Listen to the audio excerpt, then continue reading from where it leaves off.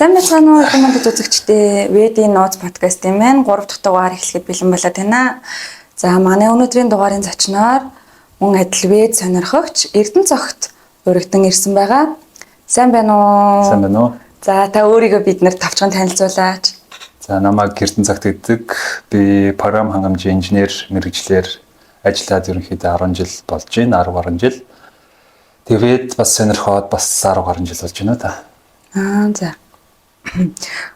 Ведийн зам үрттэй танилцаад 10 гаруй жил болсон гэсэн.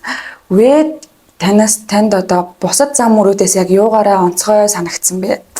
Яагаад үүнийг заавал онцолж сонирхох, судлах болсон юм бол? Би нөгөө 20 дээгээс ч юм уу 20 гараад ерөнхийдөө ингээд иймэрхүү зүйлүүдийг айгу сонирхдаг болсон л байсан л да. Янз бүрийн үүнтэй холбоотой кинонуудыг үздэг ч юм уу те. Буддийн шашны кинонууд, христийн шашны кинонууд ерөнхийдөө иймэрхүү бурханлаг те талын зүйлүүдийг, сүнслэг талын зүйлүүдийг айгу их ингэ сонирхдаг болсон байсан. Тэгээ сонирхлоор зарим нь ерөөсөө нэг л дутуу юм шиг санагдаад те зарим жоохон худлаач юм шиг санагдаад тэгээд байдаг гэсэн. Тэгэхээр яг Ведтэй ингээд учирсан чинь яг нөгөө дутуу юмнууд нөхөгдөөд энэ чи нөгөө юм чи энэ л юм биш те ингээд бүтнээрээ ингээд байж исэн. Тэгээд за миний хайж байгаа юм бэ юм байна гэж ерөнхийдөө олж мэдсэн л дээ. Яг хайж исэн юм олсон гэсэн юм байна шүү дээ те. За та түрүү ингээд янз бүрийн сүнслэг, бурханлаг, даалт ертөнцийн ч юм уу тиймэрхүү юм сонирхдаг, хайж авдаг байсан гэсэн те яг яаж Ведтэй учирч исэн бэ? Монголд бол одоо Вед сонирхдаг, судалдаг хүн бол ерөн цөөхөн шүү дээ те. Таны түүхийг сонирхвол яг нөгөө судалдаг, сонирхдаг, хайж исэн гэж ингээ байн ингээ хайгаад байдаг гэсэн үг биш л дээ. Ер нь хүн чинь ингээл амьдралдаа нэг дотроо нэг юм ингээ хайгаад байдаг шүү дээ. Хаяа хайж байгаа тэгснээр байхгүй болчдөг ч юм уу те. Тиймэрхүү байдлаар ерөнхийдөө орж гарч исэн бас. Тэгээд нөгөө яг энэ Ведийн мэдлэгтэй хизээ очирсан бэ гэхлээр яаж очирсан бэ гэхлээр яг манай эхнэр нэг юмд яваад байдаг гэсэн нэг цагаан олмол идэл. Тэгэл нэг юм яриад яваад дийсэн. Тэрийг нь би яг нэг мэдэхгүй. Тэгээ нэг удаа намайг яг тэр газараа нөгөө урьсан. Тэгээд ерөнхийдөө очиж үзээд бас номнуудыг нь худалдаж авч уншиж үзээд тэгэл ерөнхийдөө ойлгосон. Яг миний нөгөө өмнө ингээд хайгаад байсан те өмнө ингээд нөгөө ирж хайгаад байсан зүйлүүд бас энд байгаа тийм те. Өмнө зарим газруудаас илүү нөгөө дутуу альсуу зарим зүйлүүд нь арай өрхөгдсөн юм шиг санагддаг байсан. Яг энд нөгөө миний бүх асуултууд нь хариулаад ингээ бүхлээрээ ингээ байсан. Тэгэл яг энэ муу юм байна гэж ерөнхийдөө олж мэдэж авсан да. За өнөөдөр бол би тантай сүнсний талаар ярилцъя гэж ер нь бодож байгаа, тэгвэл төлөвлөж байгаа. Сүнс байдгүй байхгүй юу гэл одоо хүн болго янз бүрийн үзэл бодолтой л байдаг шүү дээ тийм. Сүнс яг юу юм бэ? Сүнс гэж яг юу юм бэ? Бидний дотор байдаг зүйл юм, нэг дагалддаг зүйл юм уу, нэг эд эрхтэн шиг. Эсвэл бид нар чи өөрөө сүнс юм уу? Эсвэл нэг байшин дотор шүглцэн зүйлийг хэлдэг юм уу? Юуг хэлдэг юм? Яг нь амар олон асуулт байна л да. Эхлээд яг нөгөө сүнс гэж байдаггүй үгүй юу гэж ярих хэрэгтэй байх л та тийм. Ер нь ингээд сүнс гэж байдаг ч юм уу, үгүй ч юм уу. Зүгээр бид нэр зүгээр л одоо юу гэдэг химийн одоо нэгдэл байж болно шүү дээ тий. Сүнс гэж байхгүй. Зүгээр махан бий гэж үү тий. Зүгээр л одоо материалыг бий ч юм уу тий байж болно шүү дээ. Тэгэхээр хамгийн эхлээд нөгөө сүнс гэж байдаггүй гэдэг асуултанд хариулах хэрэгтэй байх л та. Яг тэрийг хариулахад хэцүү л дээ. Ягаад тэгэхээр ингээд за энэ гар бол ингээд гар байна гэдэг ингээд харуулчихж байгаа. Гэсэн чи сүнсийг чинь энэ бол ингээд сүнс гэдэг ингээд харуулаад ингээ батлахад айгүй хэцүү болчиход байгаа байхгүй. Харин тийм. Тэгэхээр тэрийг нөгөө юугаар мэдчих болдгоо гэхэлэр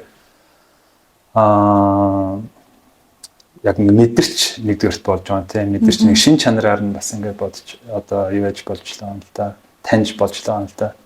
Жишээлбэл одоо энэ ширээ ч юм уу те бит хоёрын хооронд одоо юугаараа ялгаатай гэдэг асуулт байгаа байхгүй тийм. Жишээлбэл энэ бол одоо зөндөө ингээ биетэй ингээд одоо дүр төрхтэй байгаад шүү дээ. Би ч гэсэн ингээл биетэй дүр төрхтэй байгаад шүү. Тэгсэн чинь ширээ бит хоёрын хооронд нэг юугаараа ялгаатай нэг ялгаатай л байх шиг байгаад шүү дээ.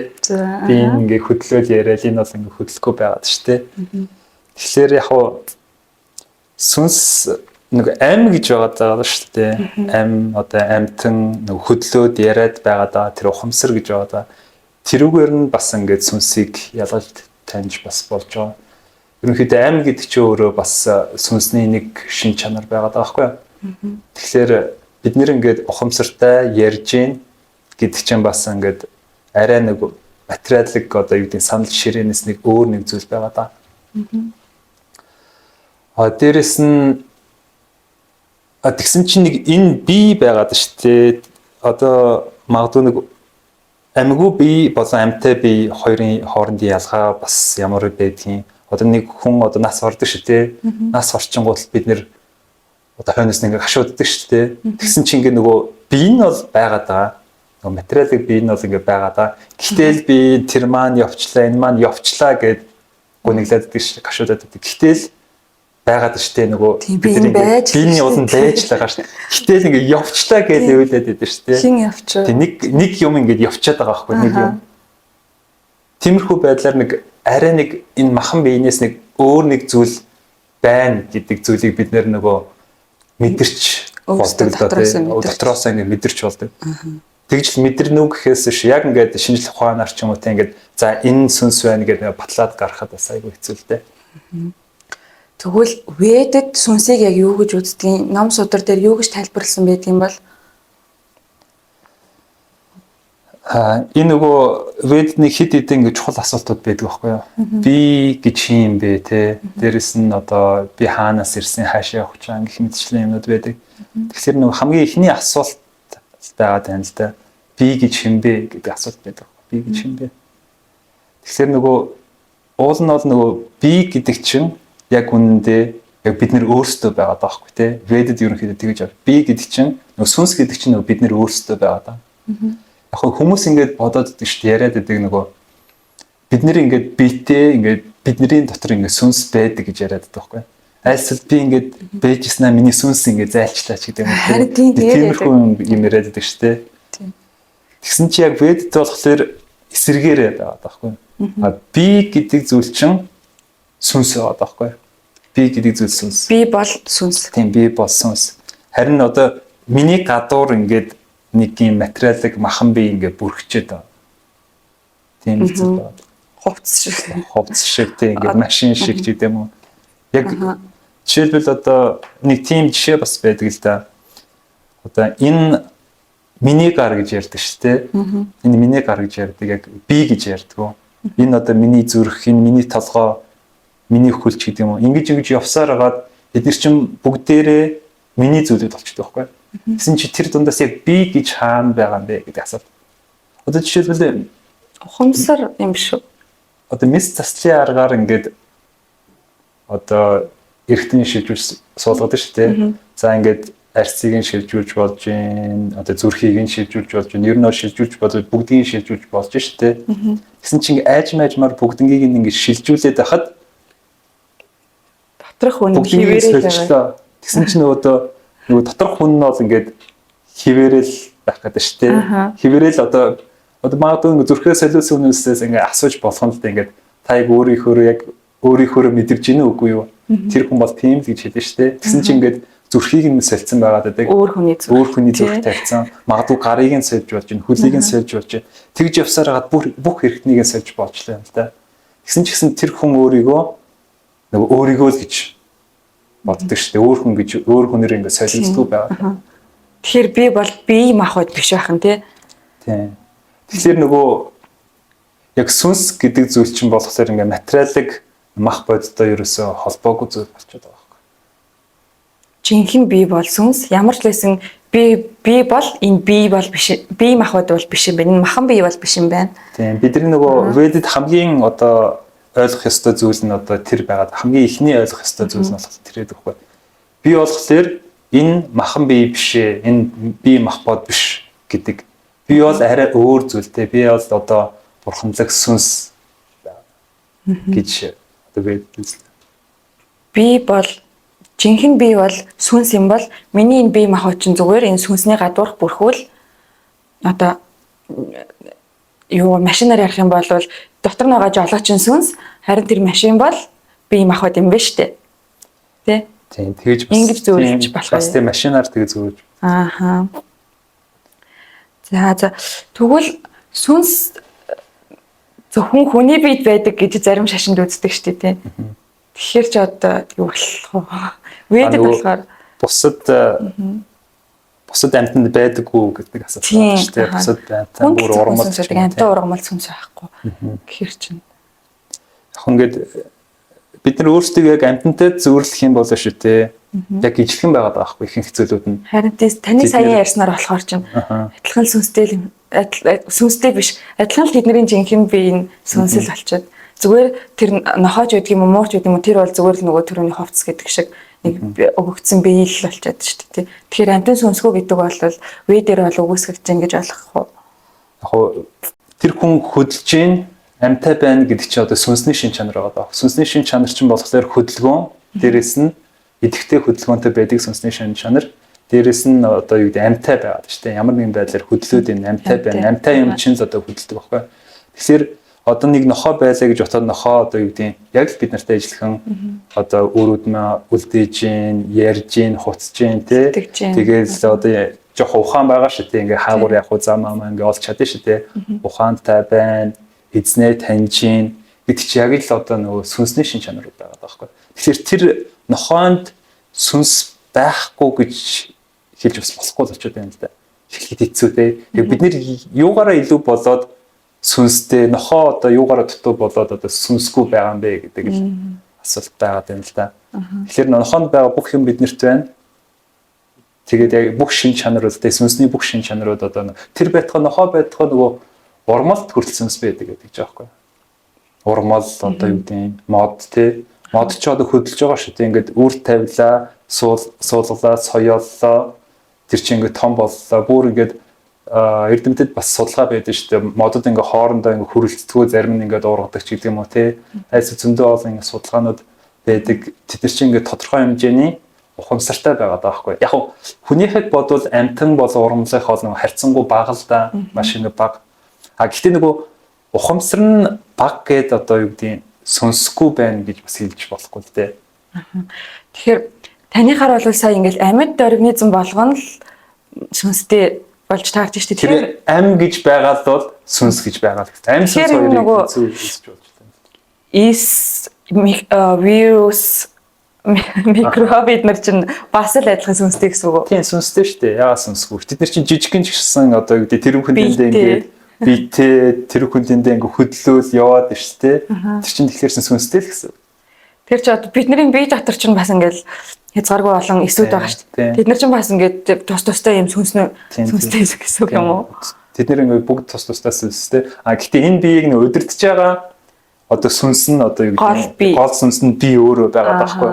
Энэ гарын дотор ингээл микробоор ингээл микрософтбоор харах юм бол зөндөө олон хөдөлгөөнтэй надаас хамаарал хөдөлж байгаа юмуд байгаа шүү дээ. Бид нар чинь тэгээ бас тусдаа нэг бодгал сүнс гэсэн үг үстэй тийм. Ингээд тусдаа бодгол. Гэтээ бүхэлд нь удирж байгаа яг одоо сүнс бол одоо би өөрөө байгаа шүү дээ. Миний яг одоо үндсэн сүнс одоо би байгаа.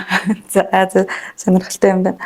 Тэгвэл миний тэр жинхэнэ бие гэдэг байгаа тэр сүнс маань бас юм тодорхой хэмжээ гэдэг юм уу бийт ч гэдэг юм уу тийм юм байд юм болоо тэнд байрладаг тийм хэмжээтэй байдаг ч гэдэг юм уу тийм юм байдгүй.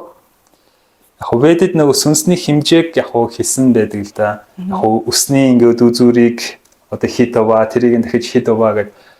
Гэтэ яг тэр нэг чухал биш. Гэтэ юу нь чухал вэ гэхлээр сүнс гэдэг чинь болохоор нөгөө яг материалыг одоо бие махбод биш байгаа дах материалын зүйл биш байгаа даахгүй арай нэг сүнслэг гэж ярьдаг шүү тий. Сүнслэг бурханлаг зүйл байгаа да. Хэрвээ тэр ингээ сүнс ямар хэмжээтэй байсан ч гэсэн тэрийг бид нэг материалын уснуудээр бол ингээ харж чадахгүй л дээ. Харж чадахгүй. Гэтэ ямар ч гэсэн ингээ ведд юу гэж өгүүлдэг вэ гэхээр маш ингээ жижиг хэмжээтэй тэгээ зүрхэн тушаа байрладаг гэж үздэг. Хүний зүрхэн тушаа үгүй амьд бодголын зүрхэн тушаа. За ямар ч гэсэн зүрхэн тушаа гэж хэлдэг. Тэр нь одоо амьтан дээр ямар байдгийг тэрийг нь сайн мэдхгүй. Ямар ч гэсэн зүрхэн тушаа байрладаг. Гэтэ бас ингээд ийшээ тийшээ хөдөлдөг л байх л та. Гэтэ бүх биеэр ингээд нөгөө одоо дамжиж одоо юу яадаг өдөртдөг гэсэн гэх юм да тий. Сүнс энэ махан биеийг өдөртөж байгаа. Бүх биеэр ингээд тархаж ерөнхийдөө өдөртдөг. Яа материалын хэмжээсээс өөр хэмжээс шүү дээ тий. Ведийн судар номон дээр бол хүсний үзүүрийг 10,000 хуваасны нэгтээ тэнцүү гэж судар дээр бичсэн байдаг гэдэг юм билий те. Тэр хэмжээг одоо шинжлэх ухаанаар харах тооцоолох боломжтой юу? Яг бид нар харж чадахгүй байгаа даа шүү дээ шинжлэх ухаанаар. Яг зүгээр нөгөө бидний одоо материалыг одоо юу гэдэг оюунд ойлгуулахын тулд ерөнхийдөө за иймэрхүү хэмжээтэй байдаг шүү гэдэг хэлчихэж байгаа хгүй. Тэр нь одоо цаанаа юу гэсэн үг вэ гэхлээр одоо миний бодлоор шүү зэ. Миний бодлоор зүгээр бидний нүдэнд харагдахгүй маш одоо өчүүхэн жижигхэн хэмжээтэй гэдгийг л одоо бидний одоо хязгаарлагдсан ухаанд одоо ойлгох гэж л одоо тэгж хэлж байгаа. Гэхдээ ямар ч лээс вэд тодорхой тоотой байгаа байдгийн байх шүү. Хэрвээ энэ талаар шинжлэх ухааны ямар нэг ойлголттой мэдлэгтэй хүн байх юм бол хүсний үзүүрийг 10,000 хуваасны нэгтээ тэнцүү гэдэг хэмжээсийг шинжлэх ухаанаар тооцоолж болох уу гэдгийг комментээр бичиж үлдээгээрэй. За дараагийн асуулт. Би үхэхэд сүнс хайчдаг юм бол түрүү хэлсэн шүү дээ тийм би чинь байж лээ шүү дээ. Нэг юмны явцсан тэр нь сүнс гэсэн. Тэр сүнс хаашаа явчих вэ? Үхдэг юм болов сүнс? Яг эхний асуулт нь ингээд сүнс би үхлээр сүнс хайчдаг юм бэ гэдэг асуулт байгаа юм тийм. Тэгэхээр нөгөө хэдүүлээ нөгөө чиний нэг авсан жишээ байгаад шүү дээ. Энэ би бол одоо жолооч. Тэгээд нөгөө сүнс болохоор золооч. Тэгээд нөгөө би нь болохоор машин гэж ярьсан шүү дээ. Тэгэхээр нөгөө үхэл гэдэг чинь өөрөө тэр нөгөө машин эвдэрчиж байгаа байхгүй тийм машин нөгөө хуучраад эвдэрчлээ. Тэр нөгөө тийм цагийн дуусаад бүх юм ингээд ашиглахын аргагүй болчлоо тийм ямар нэгэн байдлаар ашиглахын аргагүй л зурдаар ч юм уу тийм эсвэл хуучраад ч юм уу тийм ашиглахын аргагүй болчихж байгаа байхгүй. Тэгэхээр жолооч хүн яадаг вэ гэхлээр машинаасаа буугаад дахиад өөр машинд ордог тийм ордог ерөнхийдөө бодит амьдрал дээр. Тэрэн шиг ведэд одоо сүнсийг одоо юу гэж үздэг вэ гэхлээр хэрвээ ингээд энэ бие махбод ингээд ашиглахын аргагүй болмогц тэр сүнс дараагийн бие авдаг гэдэг жоо. Дараагийн бие авдаг. Харин дараагийн ямар бие авах вэ гэдэг нь бас арай өөр сэдв болоо явчихна. Ямар ч гэсэн дахиад өөр бие авнаа л гэсэн үг тийм ямар нэгэн байдлаар өөр бие авна. Тэгэхээр тэр жолооч маань боёо сүнс маань хэзээ нэгэн цагт өгөх үү? Яг тэр сүнс гэдэг ойлголтоо сүнс устж үгүй болдгийм болов.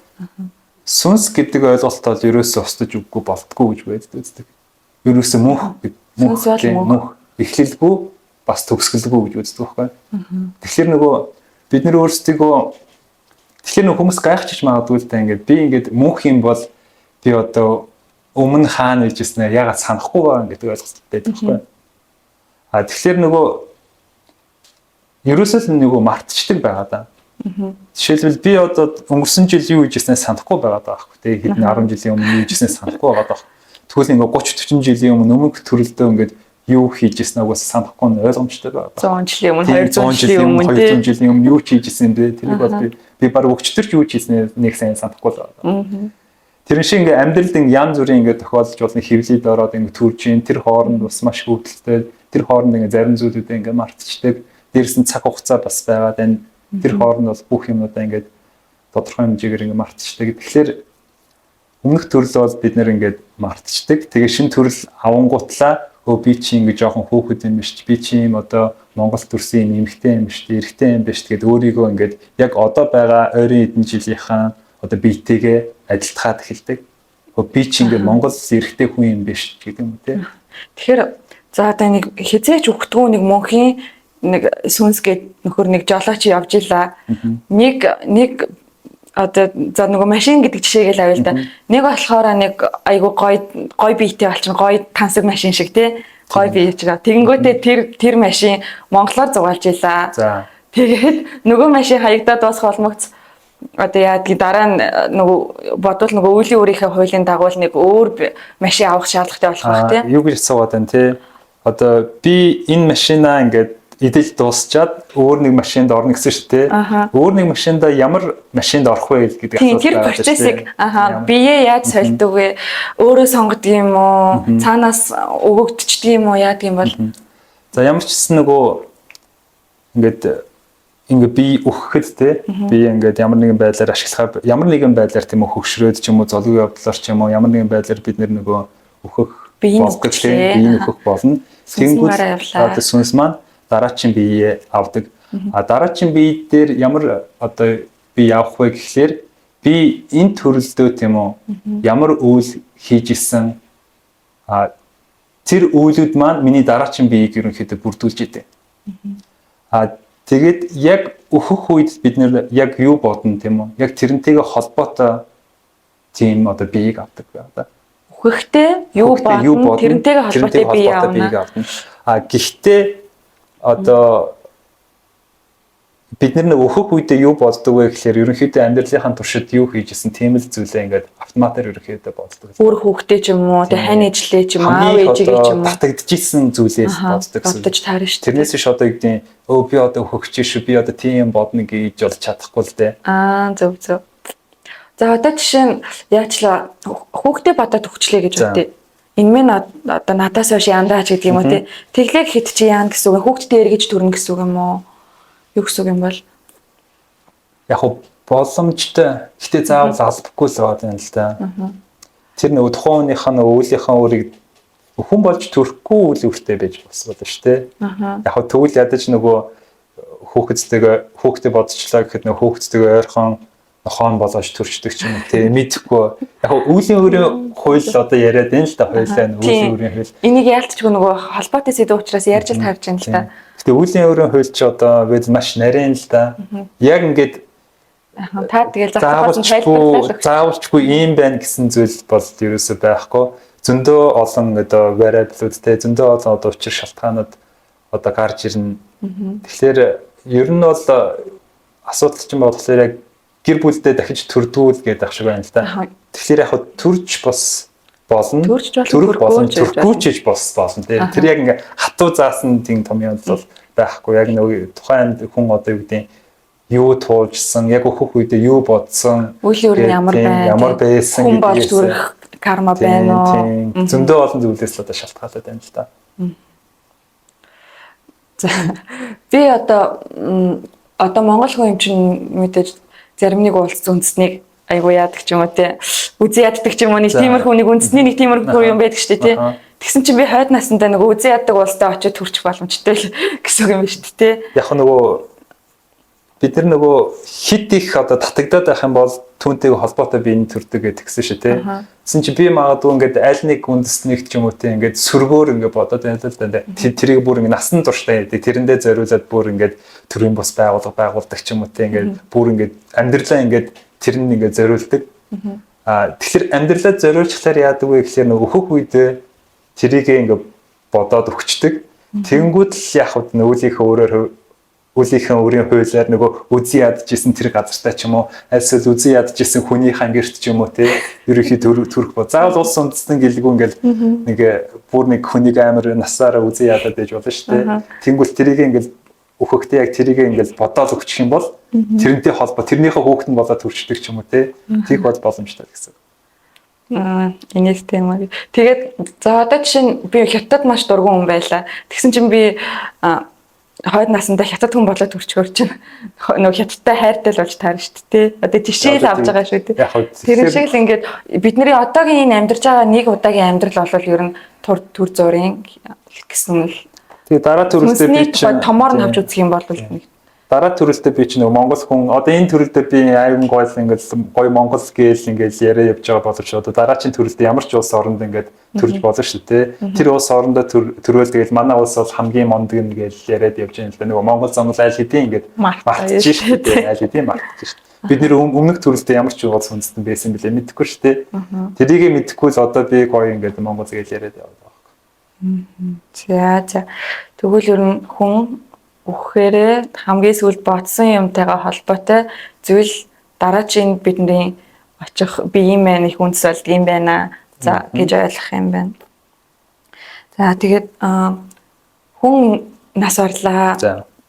Үлдэж байгаа ар гэрийнх нь тэр сүнсний ач тусын төлөө яг юу хийх ёстой байдаг юм бол улс орн болгонд ч нэг өөр ингэсэн зан үйлүүд гэж байдаг шүү тий. Тэгэхээр нөгөө аль болох тэр мэддэг зан үйлүүдээ ингээ хийгээл ерөнхийдөө явж явах нь зүгээр л байх л да. Мэдээж ингээд ведэд яг ингэх хэрэгтэй, тэгэх хэрэгтэй гэсэн бол зүйлүүд байдаг. Нарийн заасан зүйлүүд байдаг тийм. Гэтэ тэр бол өөр сэдв болж яригдах байх. За. За сүнс гэдэг сэдвээр ярихаар бас нэг одоо уг нь алын сүнс чинь болохоор spirit, soul, ghost гэдэг англиар бол өөр өгнөд байж тээ. Монголоор ганцхан гурлаа сүнс гэдэг үг болчиход шүү дээ. За тэгээд сүнс гэдээ ярихаар зарим хүмүүсийн толгойд шууд нөгөө нэг аимшигын кинонд гардаг шиг ч юм уу тийм сүнстэй байшин гэдэг шиг тийм юм толгойд нь бууж байгаа. Тийм юм яг за мэдээ сүнс гэж бид нар ч уг нь бол бид нар ч өөрсдөө сүнс тэд нар яагаад ингэж тэр байшиндаа хорогдоод би яваагүй тэгээд байж байгаа юм бол одоо нөгөө сүнс гэж ярихлаар хүмүүс одоо нөгөө сүнстэй байшны те одоо энэ тэнд хорогдсон одоо хий үзэгдлүүдийг тийм үү хий үзэгдлүүдтэй андуураад иж магадгүй тэр хоёр ч уул ингээд шал тустай юмуд байгаа байхгүй. Нэг нь болохоор яг ингээд бурханлаг сүнс одоо би өөрөө гэдэг яг бид нэр яг би өөрөө байгаад байгаа байхгүй би. Нөгөөх нь болохоор нөгөө хий үзэгдэл гэж л ярьдаг ghost гэдэг англиар нь ghost гэдэг.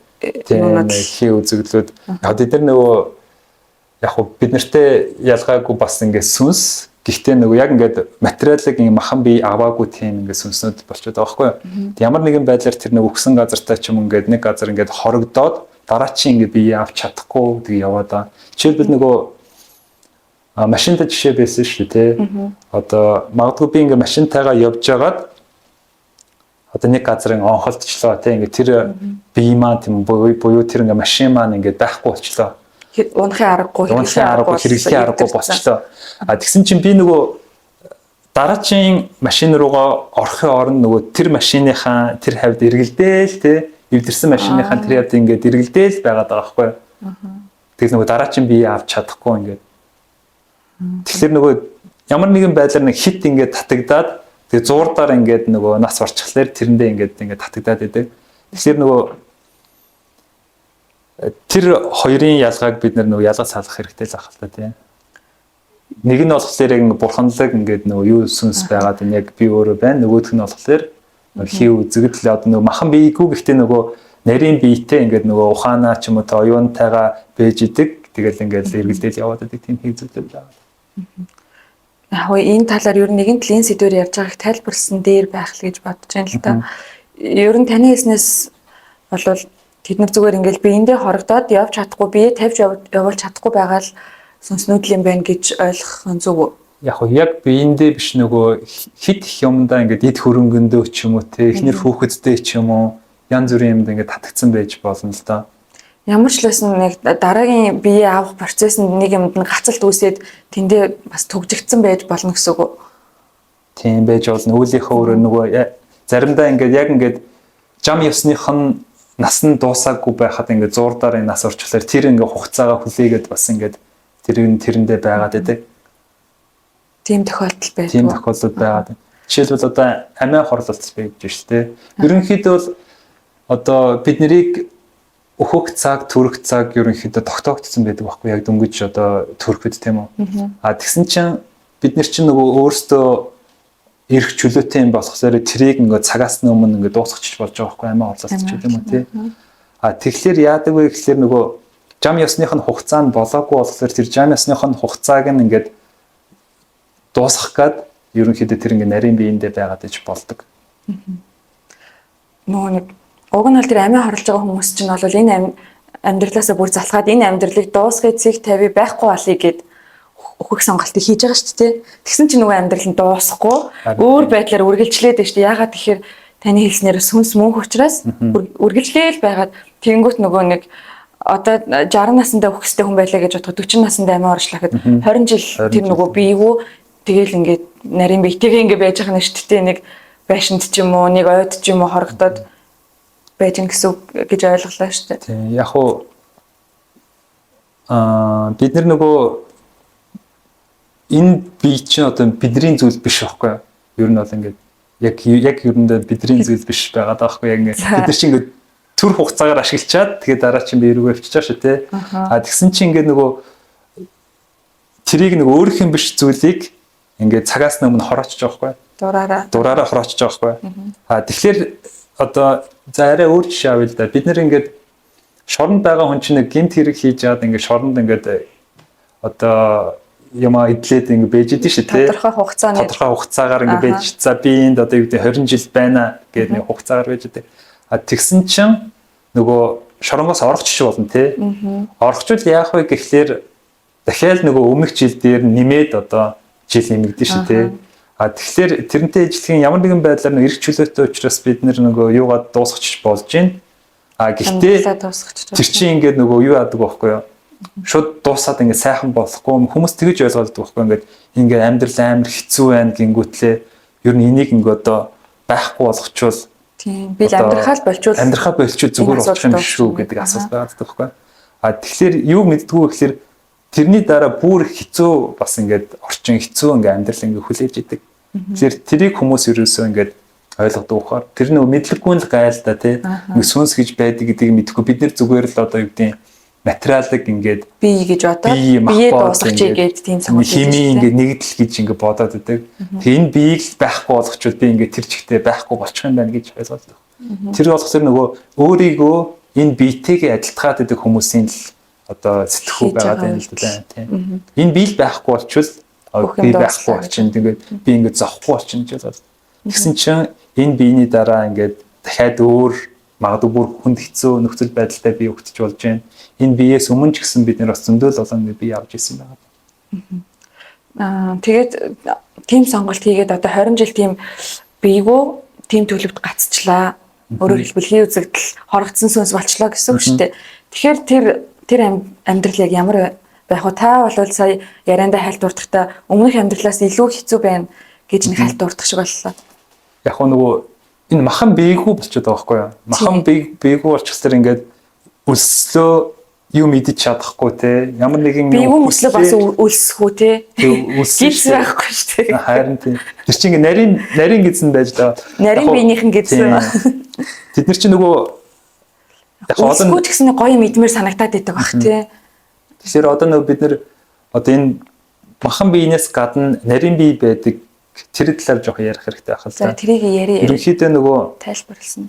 Одоо энэ бидний нүдэнд харагдаж байгаа нэг бие байгаад энэ яг ингээ хурж болдог, барьж болдог ингээ таван махан бие тийм ингээ тэрийг нөгөө таван мах бодос бүрддэг гэж үздэг байхгүй юу? Юу гэж байдаг лээ? Ус, гал, хий, дургу, шороо гэж байдаг шүү дээ. Эдгээр чи ингээд харж болно, хурж болно, тэ барьж болно ингээд бидний нүдэнд харагддаг.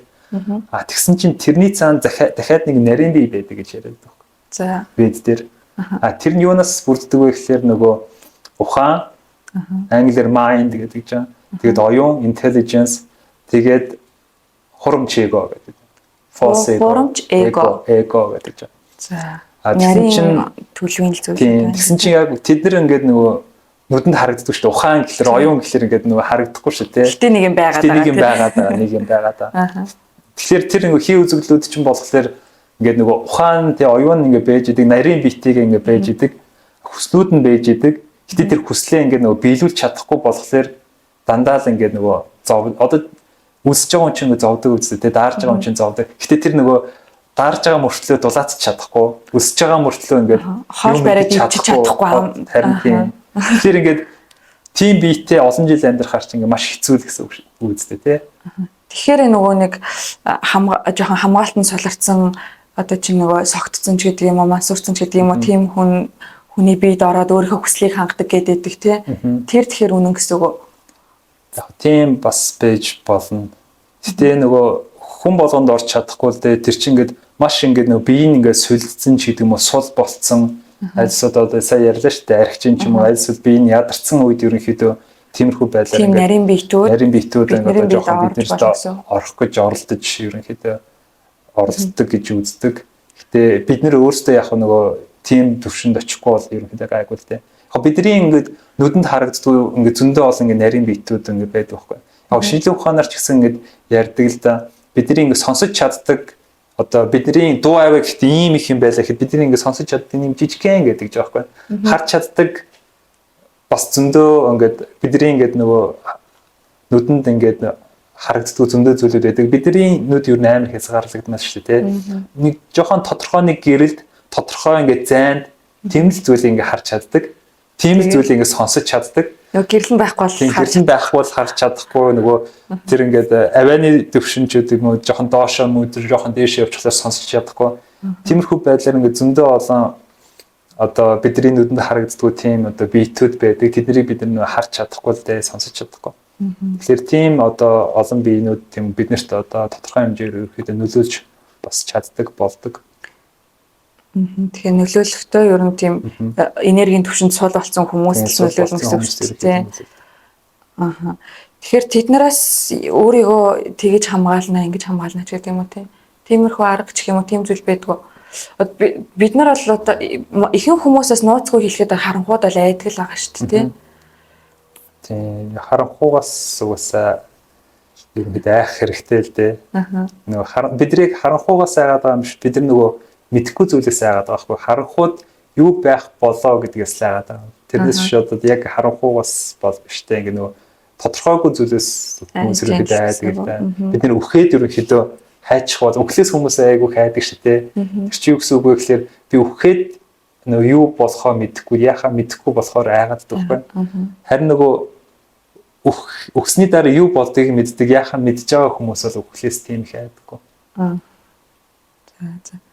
Тэгээ миний асуулт бол нөгөө тийм юмнаас өөрийгөө яаж хамгаалах вэ?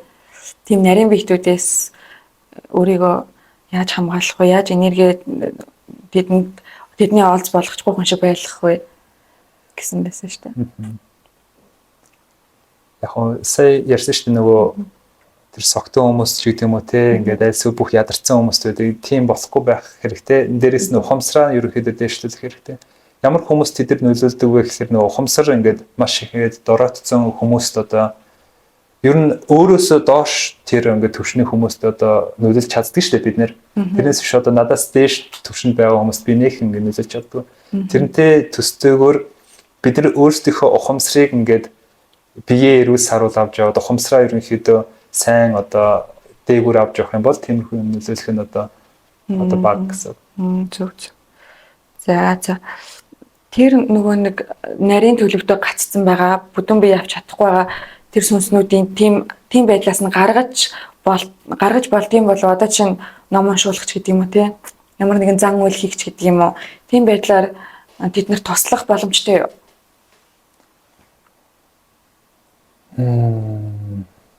Тэд нар ч одоо биегүй болохоор заваад байгаа гэж та хэлсэн шүү дээ те.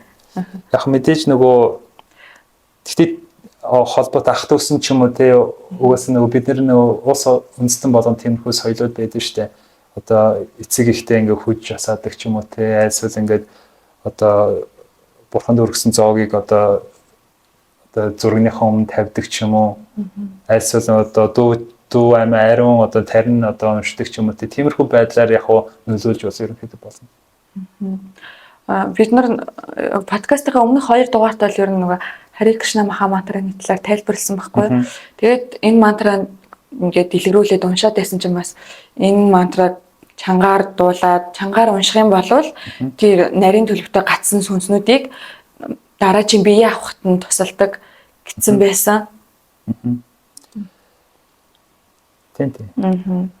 За. Сүнс бол тэгэхээр мөнх юм байна шүү дээ. Хизээж үхгүй. Ерөнхийдөө Бхагавад Гита гэдэг нөгөө Ведийн хамгийн чухал одоо судар байдаг л да. Тэрэн дээр ерөнхийдөө одоо энд биш те.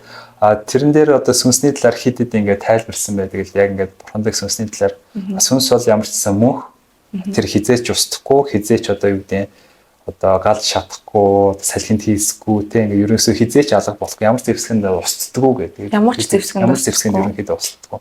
Зэрэг мөнх гэдэг.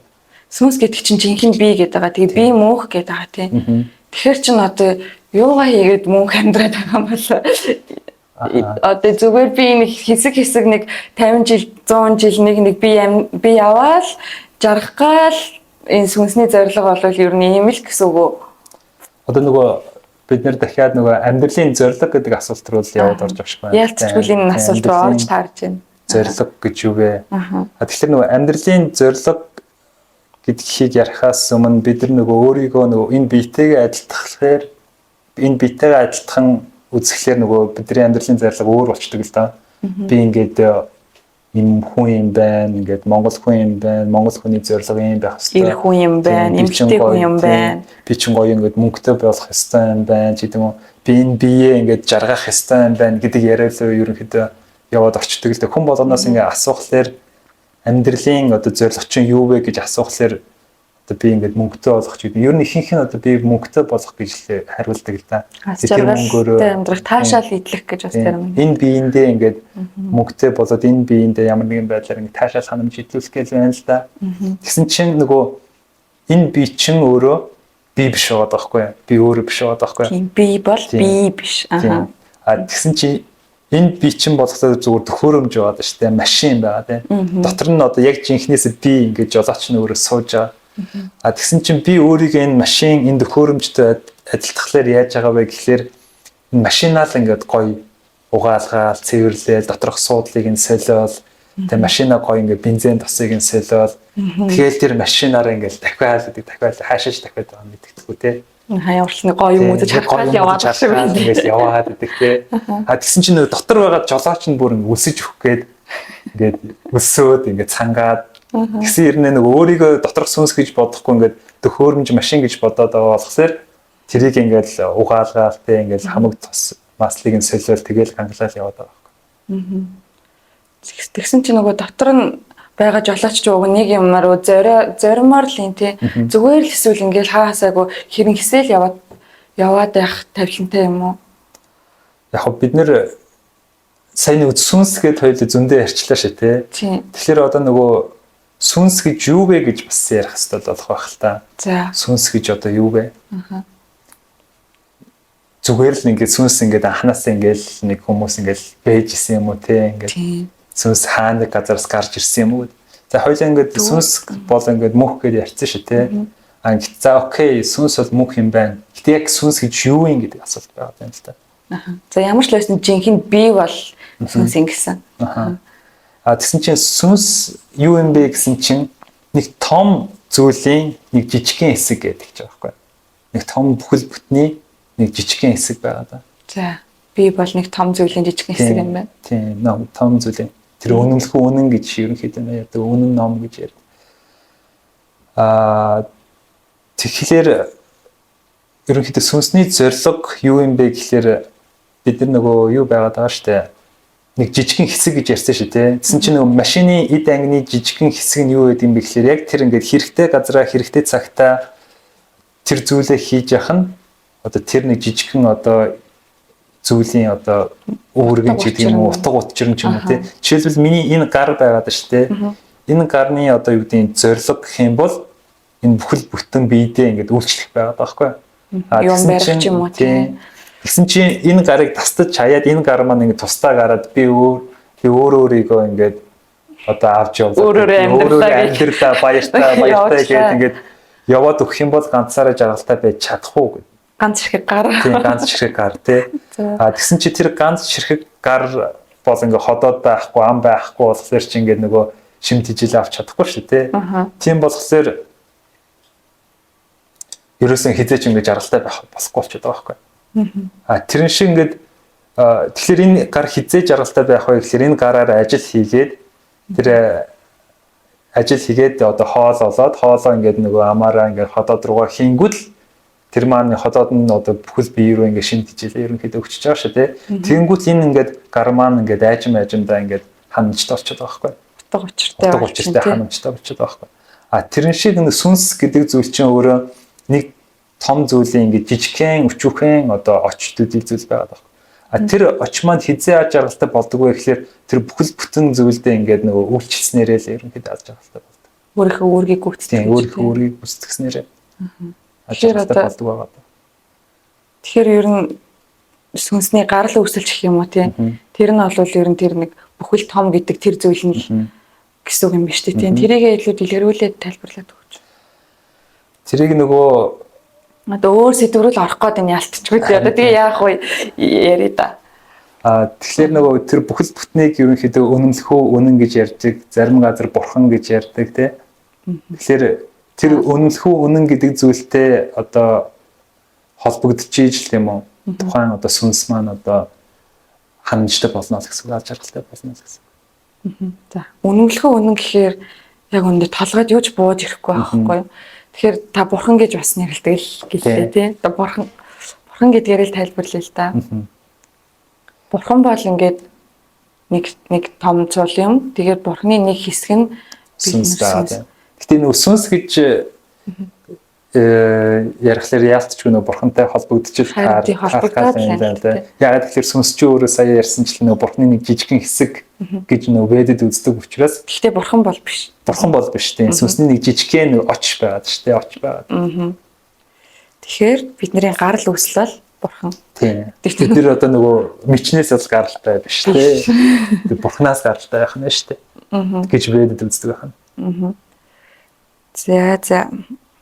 Тэгэхээр том бүхэл бүтэндээ үйлчилж жинхнээсээ аз жаргалтай болно. Тэгэхгүй бол бид нэр энд өөрөөсөө ганцаараа аз жаргалтай болох гээд ингээл нэг машин унаал нэг хэсэг газараар яваад байгаа л хүмүүс ч юм одоо юу гэх юм нэг тийм бодгалууд болж таарах нь шүү дээ тийм. Сайн аз жаргал гэдээ ярьчлаа шүү дээ. Тэгэхээр нөгөө бид нар аз жаргал гэж юу вэ гэдэг талаар бас ярих хэрэгтэй бол ахалтай магадгүй тийм. Би бас хүмүүсээс асуудаг л да ерөнхийдөө одоо юу руу зориод байгаа юм гэхээр гоё жаргалтай амьдрал гэдэг байгаа хүмүүс. Би бас асуусан. Тэгэхээр ямар нэгэн байдлаар нэг таашаал мэдрэхийн тулд л ер нь ихэнх нь амьдрал хүмүүс ингэ нэг жаргалтай гоё хоол идэх ч гэх юм уу тийм нэг тамиг татаад нэг тухайн үеийн нэг гоё акшн мэдрэгч гэдэг юм уу тийм.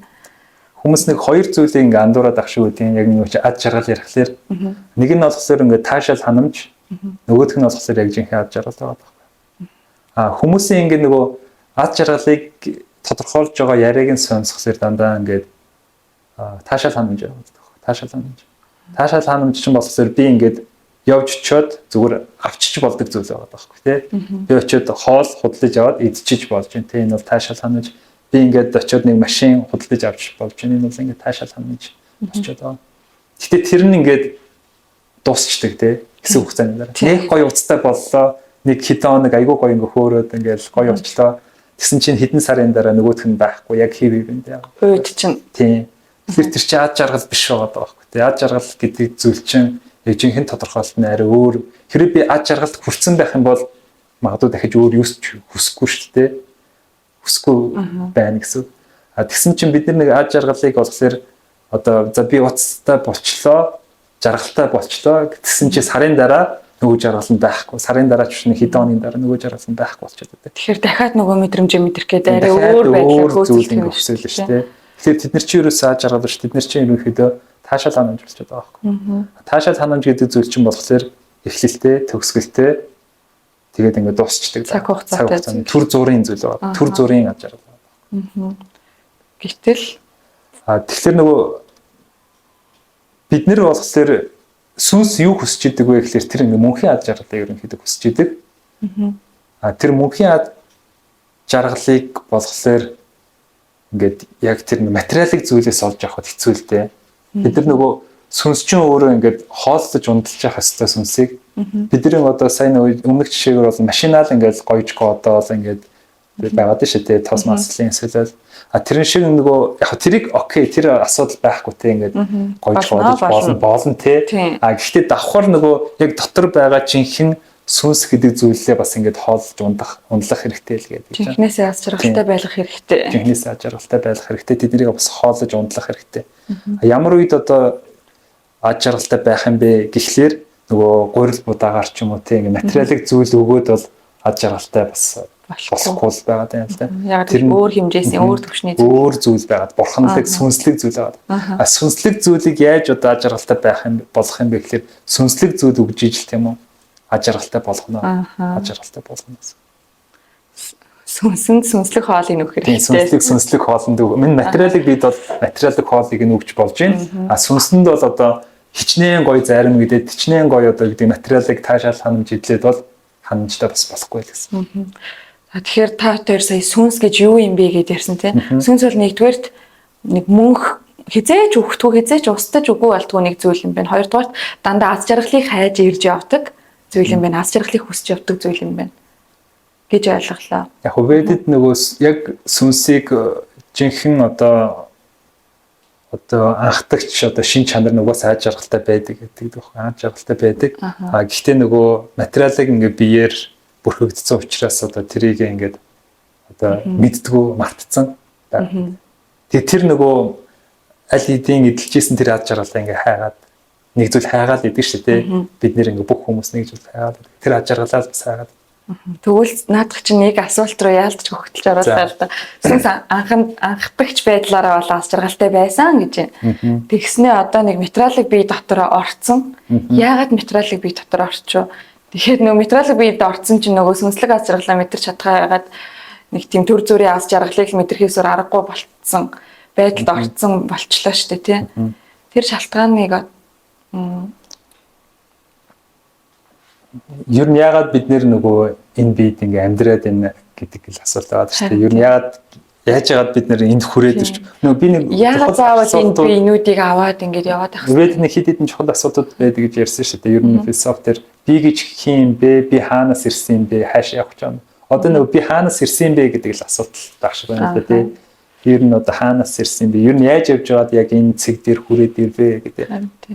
Тэгэхээр энэ нөгөө бидний одоо ялцчгүй үүлийн үр гэдэг зүйлээс болж байгаа бидний хүслүүдээс ерөнхийдөө болж байгаа. Бид нар ингээд одоо би нэг гарныхаа жишээг авсан шүү тий. Бид нар ингээд энэ гар чинь би энд чи үйлчлэмээргүй байна тий. Энэ бүхэл би энд чи үйлчлэмээргүй байна. Би ганцаараа ингээд толгой болмоор байна гэдэг ингээд би даамаар байна би даамаар байна гэж гараа авчиж байгаа байхгүй.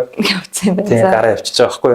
Бид нар анханасаа бол ингээд одоо бурханлаг одоо ад жаргалтай байсан. Гэхдээ тэр нь хангалтгүй санагдаад зарим нь өөр зүйлүүд төгсөв. Би өөрөө одоо юу гэдэг эзэн баймаар байна. Өөртөө эзэн баймаар байна гэдэг гараа авчиж байгаа байхгүй. Эго гэдэг юм л ажилласан байх юм шүү дээ. Тэгэнгүүт л окей чи тэгвэл одоо энд одоо эзэн байх боломжгүй. Чи тэгвэл ингээ материалыг одоо энэ ертөнцийн одоо өөр эзэн болж үзээ гэдэг ингээд явуулчих жаа.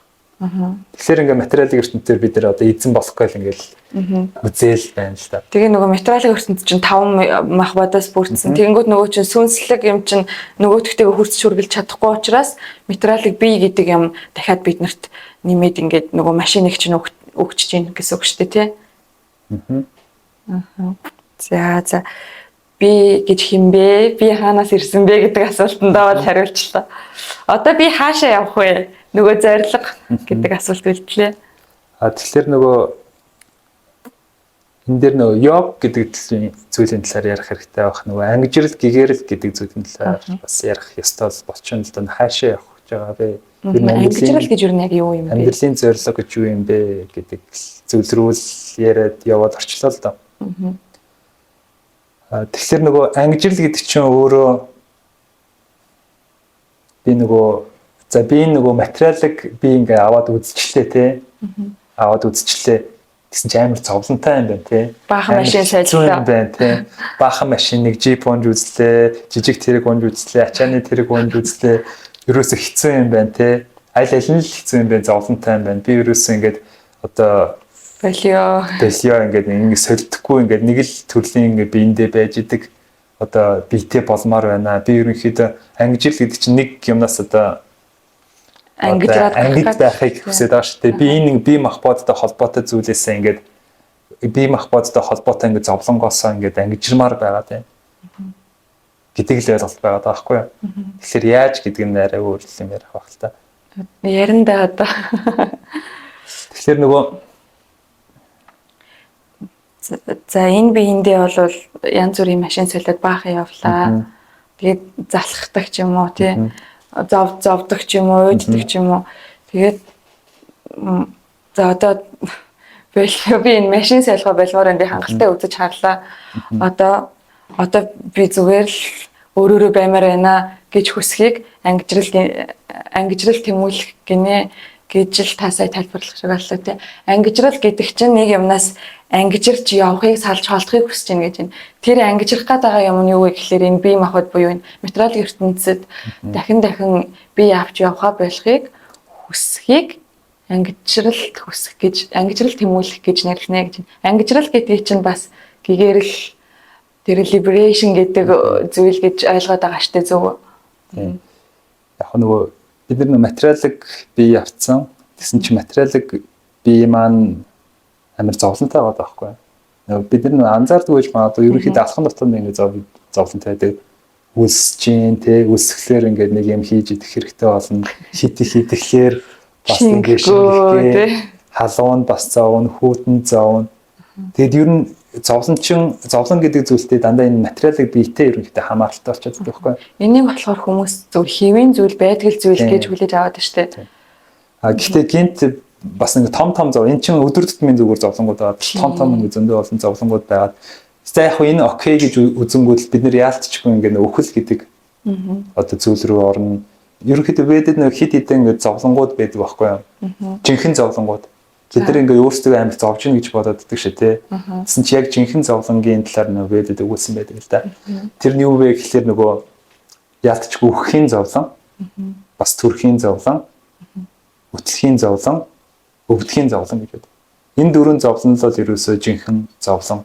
Бус нь бол одоо зовлон биш байгаад байгаа байхгүй. Яг зовлон л доо тийм. Гэхдээ хагсгоо жижиг.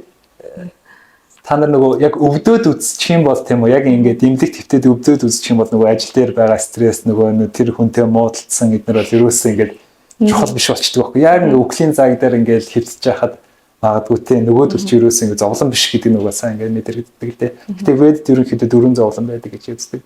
Өхийн зовлон, төрхийн зовлон, үтлэхийн зовлон, өвдөхийн зовлон те. Тэгэхээр ингээд энэ бие маань ингээд тэр чигтээ амар ингээд зовлонтой юм байна, хэцүү юм байна. Ингээд би ерөнхийдөө зовход болмоор байна гэдэг л яг би заавал зовх ёстой. Яг би ингээд энэ биетэй ингээд орооцолтол зовх ёстой. Би ингээд зовмооргүй байна гэдэг. Гэвь нөгөө зарим хүмүүс ч нэмээ оролцож штэ тий. Тэгсэн чинь ингээд тэр нь ингээд дуусахгүй байгаад штэ. Тийм. Тэгсэн чинь тэрийг нэг зөв аргаар ингээд дуусгах хэрэгтэй байгаа байхгүй зөв аргаар одоо бид нар чи амьдрах ухаан гэж ярьдаг шүү тий. Тэр шиг бидэрт нөгөө амьдрах ухаан, амьдрах урлаг гэж ярьдаг. Тэр шиг бид нар нөгөө өөх хуурлагт бас ингээд суралцах. Зөв өөхөж зовлонгоо зөв дуусгах урлаг. Зөв одоо өөхөж сурах ёстой байгаа байхгүй. Тэрийг бид нар нөгөө ангижрал гэгэрэл гэдэг нөгөө йог гэдэг нөгөө зам руу ерөнхийдөө ороод явчихна л да. Тэр яагаад бид нар хүмүүс йог хийгээд яагаад нөгөө одоо ангижрахын тулд хүмүүс янз бүрийн зүйл хийгээд байгаа. Ер нь бол яг өхөлдөл бэлдээд байгаа байхгүй. Зөв өгөхийн тулд бид нэр хийгээд байгаа. Тэгээд ангижрал гэгэрэл гэж сая зөндөө ярьсан. За тэгвэл нөгөө яаж ангижралд хүрэх вэ гэдэг асуулт байх шиг байсан тий. Тэгэхээр нөгөө бид нарт одоо нөгөө Азад байгаа, Улаанбаатарт байгаа. Улаанбаатарт нөгөө зарим зүйл хийхэд нэг арай өөр шүү тий. Халуун оронд ингээ зарим зүйл арай өөр. Магадгүй ингээд 100 жилийн өмнө, 1000 жилийн өмнө зарим үйлслүүд арай өөр байсан байх. Зарим зүйлийг арай өөрөөр хийдэг байсан байх. Тэрэн шиг нөгөө ангижралд гэгэрэлд хүрэхийн тулд бас ингээд нөгөө цаг хугацаа хамаатай, хаана байгаа нь бас ингээд хамаатай байдаг. Тэгээ алингээр нь хүрч болдог гэсэн үг. Яг алингээр нь онлайн хөвд болохоор хурж болно. Гэхдээ нөгөө маш хэцүү болчиход байгаа байхгүй. Жишээлбэл нөгөө ангижралд гэгэрэлд хүрдэг маш олон аргууд байдаг. За жишээ нь одоо хүмүүсийн мэддэг ингээд бясалгалын арга байгаа байхгүй. Бясалгал хийж ингээд суудаг те ингээд одоо ингээд ухаанаа ингээд төвлөрүүлээл ингээд чимээгүй ингээд завлал ингээд суудаг шүү те. Тэр чинь бас ингээд ангижралд хүрэх бас нэг арга байгаа те. За өөр бас ингээд тахилга хийж болж байна те. Галан тахилга хийж болж байна. Дээрэс нь ингээд сүм шүтэнд бас үйлчилж болж байна те. Ямар нэгэн байдлаар дээрэс нь ингээ мантра дууддаг аргууд байгаа да. Мантра ингээ тарины аргаар бас ингээ ангижрал гэгэрэлд хүрдэг аргууд байгаа да. Эдгээрийг аль аль нэг нь ашиглаж болно. Гэхдээ яг сайн нөгөө цаг хугацаа орон зай айгуу чухал гэж ярьсан шүү те. Тэгэхээр бид нар нөгөө одоо ямар одоо цаг хугацаанд байгаа вэ? Ямар орон зайд байгаа вэ гэдгийг бид нар ингээ бодох хэрэгтэй байгаа байхгүй. Бид нар болохоор ингээ цэвүүн цаг гэдэг нөгөө Кали юга гэдэг цэвүүн цаг гэдэг эрэнд байгаа. Тэгэхээр энэ эрэнд одоо юу боломжтой вэ, юу боломжгүй вэ гэдгийг бас бодох хэрэгтэй. Жишээлбэл бясалгалын арга байгаа байхгүй юу? Бясалгал. Ингээд бясалгалыг яг жинхэнэ байдлаар нь хийхдээ болохоор яаж хийдэг вэ гэхээр ойд очиод тийм үү ганцаараа хэдэн зуун жил ингээд бясалгал хийж тодорхой ингээд төвшөнд хүрдэг байхгүй юу? Тэгсэн чинь тэрийг орчин үед тийм үү өнөөг нэгэнд хийх ерөөсөө ингээд боломжгүй болчиход байна. Тэрнээс ч нэг олуулаа ингэж сууж байгаа л те 5 минут хийгээд ингээд болчдөг зүйл тэгээд ангижралд хүрчиж чадахгүй. Яг тэгээд тодорхой байдлаар ингээд одоо ухаанаа удирдахад ч юм уу те ямар нэгэн байдлаар нэзүүлсэн үр дүнд бол хүрч болно. Гэхдээ яг ингээд ангижил гэгээр хүрэхэд бол хангалттай биш байгаа даа. Тэрийг бүр ингээ ганцаараа тийм үү ойд сууж байгаа хэдэн зуун жил ингээ бясалгал хийх ёстой болчдөг. Тэгсэн чинь орчин үед бидний нас чинь айгүй богинохон шүү те. Дээрэс нь бидний ухаан чинь ингээ тэгж төвлөрч чадхаа байсан байхгүй юу? Бүр өмнө нь бол одоо төвлөрдөг байсан. Одоо бол одоо юун төвлөрөх ингээл нүдэн айнангуутл ингээл хамаг амьдрал бодогдол хамаг ажил бодогдол те. Ерөөсө тэгж төвлөрөх ерөөсө ямар ч боломжгүй болчиход байгаа байхгүй юу? Дээрэс нь одоо юу гэдэг одоо юу гэдэг сууны боломжгүй шүү те. Үлсээд өгч юм ерөөсө боломжгүй тийм орчин нь ч байхад болчихно. За дээрэс нь одоо тахилга хийж бас болдог байхгүй юу? Тахилга хийдэг бодлоо. Тахилга хийхлээр яг зөв зохистой байдлаар нь тахилга хийхлээр яадаг вэ гэхээр яг ингээд зөв зохистой ингээд лам хуварган юм уу те бархмаа хүн нь одоо тэрийг ингээд удирдах хийдэг. Дээрээс нь зөндөө олон одоо үргэл одоо тэр галан тахилгад одоо зориулдаг. Тэгсэн чинь орчин үед ямар болцсон бэ гэхээр тэр галан тахилгуудыг тэр зөндөө олон тахилгуудыг хийдэг ёс зүйтэй одоо бархмаанууд нь өөртөө байхгүй болсон. Дээрээс нь зөндөөх одоо эд хөрөнгөө одоо өргөдөг тэр тийм их эд хөрөнгөтэй хүн ч одоо байхаа болцсон. Тэгэхээр тэр бас ингэ боломжгүй болчиход байгаа юм. Яг нь сүмштэй бас үйлчилж болно.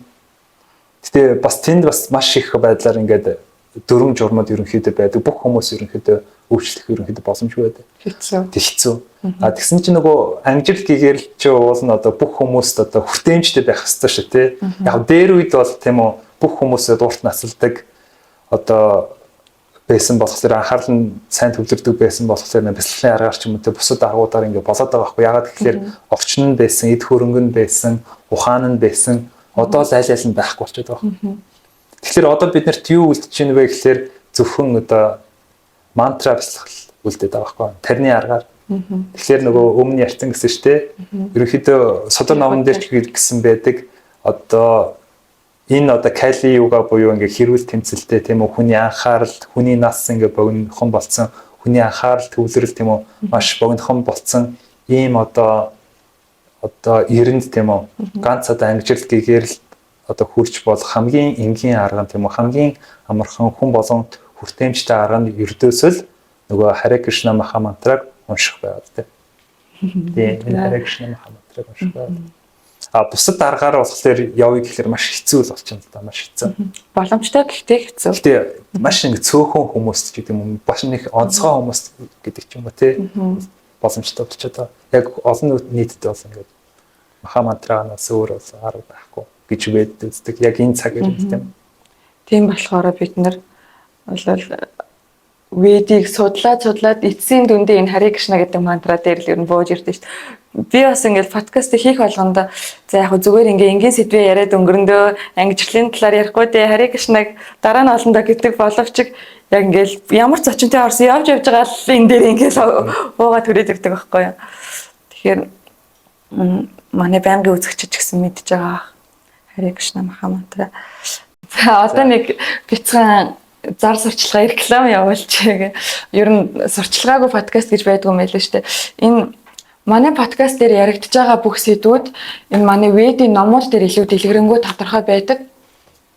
Тэгээ та бүхэн хэрвээ үнэхээр энэ яриа сонирхолтой байгаад та нар дэлгэрүүлж судлахыг хүсэж байгаа бол доор гарч байгаа утас руу холбогдоод энэ номуудыг уншаарай гэж та бүхнээсээ хүсэж байна. Тэгээд ер нь манай подкастыг таалагдж байгаа, дэмжиж байгаа бол бас ингээд талархсан сэтгэлээ энэ номыг худалдаж аваад унших байдлаар илэрхийлж болно шүү. Одоо жишээ нь энэ Бхагавад Гита гэдэг ном манай хамгийн ихний дугаар дээр ярьж ирсэн энэ Бхагавад Гита гэдэг хамгийн том судар маань энэ 70 ертөнцийн ил ноц гэдэг ном байдаг.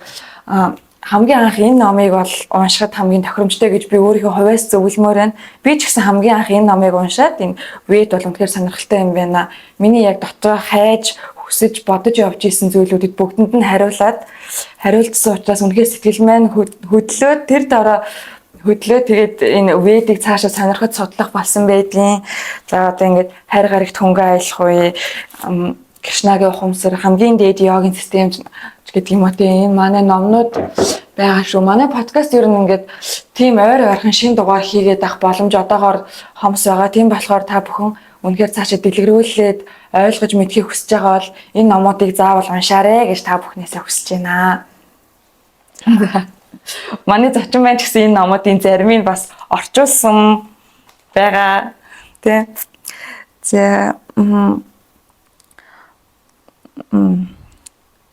сүнс 3 мөн чанартай гэж Ведэд байдаг юм билээ. Мөнх, мэдлэгтэй биш мөнх. Тэгээд аз жаргалыг дандаа хүсч явж байдаг. Аз жаргалтай тэгээд нөгөөх нь болохоор мэдлэгт тэмүүлдэг гэх юм уу тий. Ийм 3 шин чанартай сат чит ананда гэдэг үндсэн шин чанартай гэж энэ номнууд дээр гардаг юм байна лээ. Одоо та тэр 3 дахь шин чанарын талаар дэлгэрүүлээд сат чит ананда аз жаргалын талаар мэдлэг аз жаргалыг бол бид нар бас ярьсан шүү дээ тий. Гэхдээ жинхэнэ аз жаргал гэж яг юу вэ гэдгийг бол бас тодорхой яриаггүй. Сат чит ананда. Эсвэл жинхэнэ аз жаргалын талаар ярьсан ч болно. Аз жаргал, мэдлэг, мөнх байдал шүү дээ. Энд чинь юус нөө бидний одоо сүнс гэдэг чинь одоо бид нар өөрсдөө шүү дээ. Тийм би. Тэгэхээр нөө бид нар өөрсдөө одоо энэ 3 зүйл рүү л одоо тэмүүлээд байдаг л байх нь л дээ. Одоо мөнх байдал одоо мэдлэгтэй дээрэс нь аз жаргалтай. Ерөнхийдөө хүн болгонтой яриад үзэхлээр ерөнхийдөө энэ 3-ын төлөө л ингээд хойноос нь ингээд тэмүүлээд байдаг. Тэгээд би ингээд гоё мессежлд ороод ч гэдэм үү эрүүл мэндийн анхаарад гоё ингээд урт удаан амьдрмаар байна. Тэр чинь нөгөө мөнх байдалтай холбоотой байгаа байхгүй шүү дээ тий. Альсвал нөгөө хүмүүс ингээд нөгөө эрдмийн зэрэг хөөгөөд ч юм философи хөөгөөд ч гэдэм үү те. Ингээд энэ ертөнцийн яаж ажиллах юм бол ингээд хайгаа тэмүүлээд явдаг. Тэр бол одоо мэдлэгийн хэсэг байгаад байна. А дээрэс нь нөгөө жаргалтай байхыг хүсэж гэдэг шүү дээ. Таашаал ханамжлахыг хүсдэг, жаргалтай байхыг хүсдэг. Тэгэхээр нөгөө бидний л одоо шин чанар байгаад байна л та. Саччитананда гэх. За хоёлаа сая ангижрал гэдэг сэдвээр бол зөндөө ярьсан тийм. Гэтэл яг бодит амьдрал дээр хүмүүсээс таарсан хүн болгоноос асуухад ангижрлын талаар ерөөсө боддоггүй байхгүй юу? Бид нар юу гэж хэлдэг вэ гэхлээр би сайхан л амьдарч байна, амьдрал сайхан л байна. Яг хөө ингэ жижиг сажиг зовлонгууд тулгарч байгаа ч гэсэн энэ бол яг хөө no problem гэсэн хандлагатай байдаг. Гэтэл та хоёр болохоор үгүй наадах чинь бол зовлон. Энэ наад машин дахин сольж унаал ингээд заримдаа осол гаргаад заримдаа нэг чулуутай мөргөлдөөл заримдаа нэг өөр машинтай мөргөлдөг ч юм уу тий ингээд иймэрхүү байдлаар ингээд яваад байх амьдралаасаа залхахгүй байна уу гэдэг сэдвээр ярьсан шүү дээ тий. Яагаад энэ машин сольж унаад яваад байхаагаа болох хэвтэй юм бол яагаад заавал тэр нөгөө анхдагч бүхэл бүтэн бурхан гэдэг зүйлийнхээ нэг хэсэг гэдэг тэр зүйл рүүгээ буцах хэвтэй юм бол яг хөө энэ нөгөө жишээгээр тайлбарлавал илүү дээр байж магадгүй л дээ. Энийг нөгөө хэд хэдэн жишээ байдаг. Эхний жишээ нь болохоор юу вэ гэхээр нөгөө бидний одоо жишээлбэл усны амьтан байгаад шүү дээ. Усны амьтныг ингээд хуурай газар дээр гаргачаад маш гоё ингээд хоол хүнс өгөөд гоё зөөлөн орон дээр ингээд хэвтүүлдэг ч юм уу тий. Тэгэхээр нөгөө сүнс гэдэг зүйл чи ерөөсөө одоо тэр нөгөө усны амьтан чи ерөөсөө ингээд аж аргалтай босхгүй шүү дээ. Усны амьтан ч усан дотроо л аж аргалтай байна. Эсвэл нэг аквариумд хийжлээ тийм үү тий. Тэгэхээр нөгөө яадаг вэ гэхээр сүнс гэдэг чи өөрөө ингээд энэ материалыг одоо ертөнцийн хэсэг биш байгаад байгаа байхгүй юу? Тэгэхээр нөгөө өөр газрын зүйлийг өөр газар аваачаад тавьчих чинь наана ингээд жаргаа гэж одоо жарга гэж тавиагүй нөгөө хүн өөрөө би энд жаргана гэж яваад байгаа байхгүй юу? Яг жаргах боломжийг ч өгье гэж тавьсан байна шүү дээ. Өөрөө нөгөө усны амьтан байж уснаасаа ингээд гарч явангуудаа хуурай газар авчингуудаа би энэ дээр ингээд жаргамаар байна гэж тэгээд байгаа байхгүй юу? Жаргамаар ингээд хамаг юмыг нь идэж ууж одоо үзэл хамаг одоо жаргалтай гэсэн зүйлийг нь одоо эдэлж үзнэ. Тэгсэн ирнэ яг хуурай газрын амьтан биш болохсоор ингээд сэтгэл ханахгүй байгаа байхгүй. Нэг л юм дутуу өргөд байна тий. Тэгсэн чинь болохоор бид нар ихэвчлэн ингэж бодоод байна шүү дээ. Үгүй би усны амьтан биш би хуурай газрын амьтан шүү дээ. Энэ сайхан л шүү дээ. Аливаа эндээс нэг энэ гоё жимсийг идээд үзье. Аливаа тэнд нэг мах гэдэг гоё юм байдیں۔ Тэрийг идээд үзье. Хөх тэнд нэг гоё залуу явж байгаа гэдэг юм уу тий. Тэгсэн ч гэсэн бид нар нөгөө жаргалтаасгүй байгаа байхгүй. Гэхдээ бид нар өөрсдөө усны амьтан гэж өөр газрых гэж бодохгүй байна. Энд л байхаар заягдсан ийм л байх ёстой гэж бодоод тэрэндээ итгэж үнэмшээд харин тэгэхээр чинь бид нар мэдлэхгүй байгаа байхгүй. Бид нар гинт одоо юу гэдэг гинт төрцөн тэгээд ингээд хараад за би энд л ингээд байх ёстой юм байна гэдэг ингээд бодцсон. Тэгэхээр нөгөө би өөрийн хэн бэ гэдгийг мэдэхгүй өөрийнхөө энэ биетийг адилтгаал яваад байгаа гэсэн үгтэй. За би нэг хүн гэдэг л нэг амт юм байна. Ингэж л явах хэрэгтэй юм байна гэж яваал байгаа байхгүй. А тэгсэн чинь нөгөө яг тэрнээс цаашаа ерөнхийдөө мэдлэг ерөөсөй байхгүй. Одоо энэ подкаст Ведийн нууц гэдэг нэртэй шүү дээ. Вед гэдэг чинь өөр ингээд мэдлэг гэсэн үг те. Ихэнх хүмүүс одоо мэдлэггүйгээсээ болж ерөнхийдөө зовоод байдаг те. Би бол ингээл хамаг чадлаараа ажиллаад те өөргөө биелүүлээл ингээд жаргалын төлөө ингээд зүтгээл яхад яг эцсийн дүндээ ингээд зовоод байгаа байхгүй. Яг л ингээд тэгчих юм бол одоо гоё ингээд гэр бүлтэй болчих юм бол гоё амьдарчих юм байна. Яг тийм мөнгөтэй болчих юм бол гоё амьдарчих юм байна. Альсвал одоо юу гэдэг тийм ажилд орчих юм бол гоё амьдарчих юм байна гэж зүгээр өөрөө төсөөлөөд тэгээд ажиллаад идэг юм хийгээд идэг. Гэхдээ ерөнхийдөө ад жаргалтай болохгүй байгаа байхгүй. Тэгэхээр энд жам ясны бид нар эндхийн амьтан биш гэдгийг нэг юу олчиг нь гарч ийн гэсэн үг шүү дээ. Бид нар нөгөө мэдлэгтэй болох хэрэгтэй байдаг шүү дээ. Бид нар нөгөө би гэж хин юм бэ яг үнэндээ те. Бид нар яг хаанаас ирсэн яг яах гээд байгаа гэдэг нөгөө мэдлэгээ авахгүй болохоор өөрийгөө хин гэдгийг мэдчих чадахгүй шүү дээ. Би сүнс юм уу юу юм те ингээд сүнс гэж яриад идэг яг тэр нь юу юм бэ гэдгийг мэдчих чадахгүй. Тийм учраас бид нар яг тодорхой зөв их сурвалжаас ингээд мэдлэгтэй болох хэрэгтэй болж байгаа байхгүй. А мэдлэгтэй болж ижил тэр одоо би хэн бэ, би юу хийх ёстой вэ гэдэг зүйл чинь одоо тодорхой болно л да. Тэгэхгүй би өөрийгөө нөгөө шал өөр зүйлч гэдэг юм уу те ингээд нөгөө гэж бодоод яваад ах юм бол дараа чи нөгөө одоо зориг гэдэг зүйл чинь ч гэсэн ингээд шал буруу гарч ирэх гэдэг байгаа байхгүй. Тэгэхээр хамгийн ихний зүйл болохоор би хэн бэ гэдгийг олох байгаад. Би хэн бэ гэдгийг зөв олчих юм бол дараа чинь одоо за би тийм байна, тийм юм бол би дараа нь тийм хийх ёстой гэдэг нь ингээд тодорхой гарч ирэх гэдэг байгаа байхгүй. Тэгэхгүй нөө би өөрийгөө ийм одоо юу гэдэг Монгол одоо хүн юм байна гэдэг тодорхойлчихлаар миний дараагийн зорилго ч гэсэн одоо тэрнтэй зөвхөн бие махбодтой холбоотой ингээд одоо дутуу гарч ирэх гэдэг юм л та. Тэгэхээр бидний хамгийн түрүүнд хийх ёстой зүйл бол одоо мэдлэгтэй болох ёстой гэж байна. Зөв мэдлэгтэй болох. Тэрнээс шууд мэдээлэл бол биш шүү дээ. Хаамаагүй мэдээлэл бол биш. Одоо нэг хаамаагүй мэдээлэл одоо зөндөө байгаад шүү дээ. Тэрийг тэгэл мэд сураал цуглуулаад яваад идэх хүмүүс байдаг шүү дээ тий. Юунд ч хэрэглэх гээд байгаа ингээд. Тэгэхээр бид нар яг ингээд зөв мэдлэгтэй болох хэрэгтэй. Зөв их сурвалжаас мэдлэгтэй болох хэрэгтэй. Тэгэхээр зөв их сурвалжаас зөв мэдлэгтэй болчих юм бол бусад зүйлүүд нь ерөнхийдөө аяндаа ингээд хэлбэртээ ороод тодорхой болоод мэдлэгтэй болчих юм бол одоо би хэн бэ гэдгийг одоо мэдчихнэ. Тэгэнгүүт нөө дараачийн үйлдэлүүд маань ингээд тодорхой болоод ирнэ л дээ. За би ингээд за ямар ч гэсэн ингээд бурханлаг юм сүнс юм байна. Сүнс гэдэг чинь ингээд ийм зүйлийн нэг хэсэг юм байна.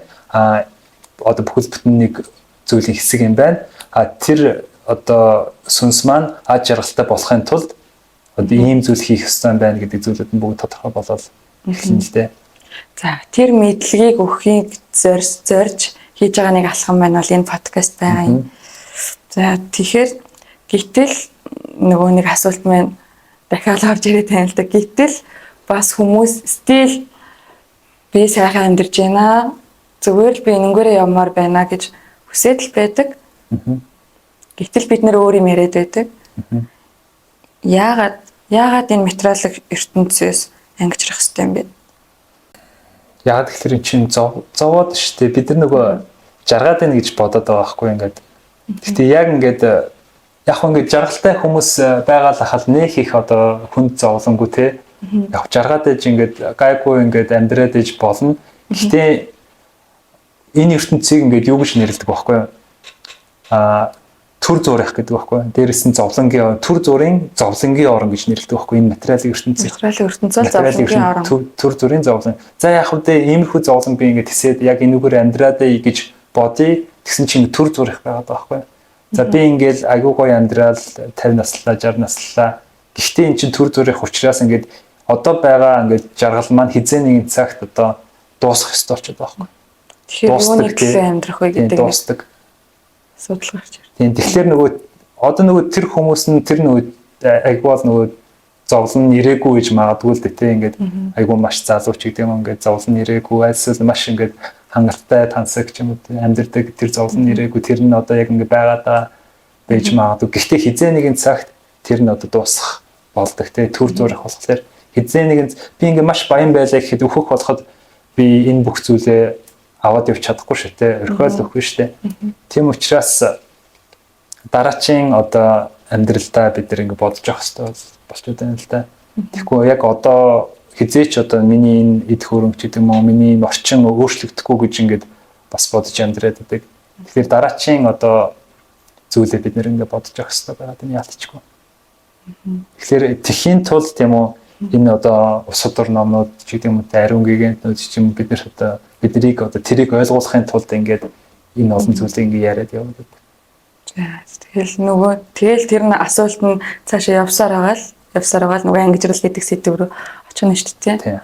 Хизээ нэгэн цагт зоовно. Тэгээд ирэхээр би юуны төлөө амьдраад байна вэ гэдэг нэг асуулт гарч ирнэ те. Яг нь хаяа хүмүүс боддог шүү дээ. Ингээд ер нь үе хүмүүс ингээд боддог юм шиг байна. Гинт одоо би ер нь яах гал ингээд байгаадаа бол би ер нь юу хийх гээд байгаа вэ гэж хаяа тэр ингээд бодлууд нь ерөөхдөө орж гардаг. Гэтэ ингээд нөгөө материалын ертөнцийн одоо ирчмээр тийм үү ингээд тэр нь ингээд орж гараад ингээд мартагдаад байдаг. Гинт би чи ер нь ингэж амьдрах ёсгүй дээ гэж хаяа ингээд боддог. Тэгснээ ингээд нөгөө янз бүрийн ингээд гоё тансаг зүйл ч юм уу янз бүрийн одоо мэдлэг тоглоом ч гэдэг юм уу тиймэрхүү зүйлүүдэд ингээд сатараад тэднийг ерөөхдөө мартчихдаг байгаа. За. Ерөнхийдөө бол өнөөдрийн сүнс гэж яг юу юм? Яг хаанаас ирсэн? Хаашаа явах хэвтэй? Юунд тэмүүлж зорих хэвтэй гэдэг асуулт маань хангалттай сайхан хариултаа авлаа гэж бодож байна. Тэгээд өнөөдрийнхөө дугаарыг энэ хүрээд өндөрлөё. Анхааралтай сонсон та бүхэндээ баярлалаа. Дараагийн дугаараараа дахин уулзцаая. Hare Krishna, Krishna Krishna, Hare Hare.